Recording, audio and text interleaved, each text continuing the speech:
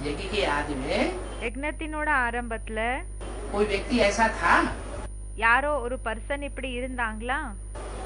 जो बाद में पता ही नहीं चला कहाँ चला गया பிறகு அவங்க பத்தி தெரியவே தெரியல எங்க போயிட்டாங்க कोई था या नहीं था யாரோ இருந்தாங்களா இல்லையா ऐसे ऐसे बच्चे थे जो मम्मा बाबा को डायरेक्शन देते थे कराते थे टीचर बन करके बैठते थे இப்படி எல்லா குழந்தைகள் இருந்தாங்க யாரு மம்மா பாபாக்கு கூடயும் ட்ரில் கத்து கொடுத்துட்டு இருந்தாங்க டீச்சர் ஆகி உட்கார்ந்துட்டு இருந்தாங்க हम समझते थे ये तो बहुत अच्छा नंबर माला में आवेंगे டைரக்ஷன்ஸ் கொடுத்துட்டு இருந்தாங்க நாம என்ன நினைச்சுக்கிட்டு இருந்தோம் இவங்க ரொம்ப உயர்ந்த நம்பர் எடுத்துக்குவாங்க மாலையில वो भी गुम हो गए அவங்க கூடயும் மறைஞ்சு போயிட்டாங்க तो गुम हुए ना அப்போ மறைஞ்சு போயிட்டாங்க இல்லையா तो उन गुम हुए बच्चों के அப்ப அந்த மறைஞ்சு போயிருக்கிற குழந்தைகளோட कंठ में அவங்களோட கழுத்துல वो लॉकेट डाल दी அந்த லாக்கெட்டை போட்டுட்டாங்க किसने யார் போட்டுட்டாங்க है शिव बाबा ने சிவ் பாப் போட்டுட்டாங்க कौन सी लॉकेट डाल दी எந்த லாக்கெட்டை போட்டுட்டாங்க है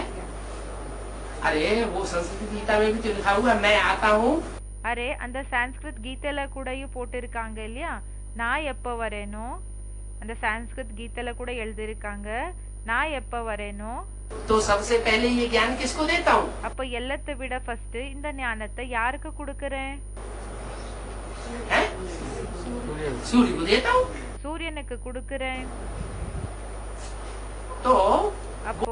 वो सूर्य जिससे सूर्यवंशी पैदा हुए सबसे ऊंचा वंश पैदा होता है அந்த சூரியவம்சி அந்த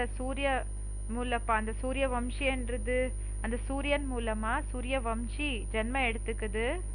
वो ज्ञान सूर्य यज्ञ के आदि में जिसमें परमात्मा शिव ने पहले पहले प्रवेश किया அந்த ஞான சூரியன் யாருக்குள்ள பரமாத்மா அப்பா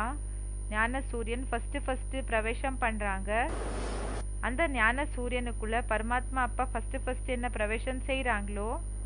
वो कहाँ गया அவங்க எங்க போனாங்க ब्रह्मा के साक्षात्कारों का जिसने रहस्य सुनाया பிரம்மாவினோட சாட்சாத்காரங்களினோட ரகசியத்தை யாரு சொன்னாங்களோ அவங்க किसी को पता नहीं யாருக்குமே தெரியாது लेकिन ஆனா ऐसे नहीं कि वो गुम हो गया है तो गुम ही बना रहेगा இதுக்கு அர்த்தம் இப்படி இல்ல அவங்க மறைஞ்சு போயிட்டாங்கன்னா அவங்க அப்படியே மறைச்சுதான் இருப்பாங்கன்றது இல்ல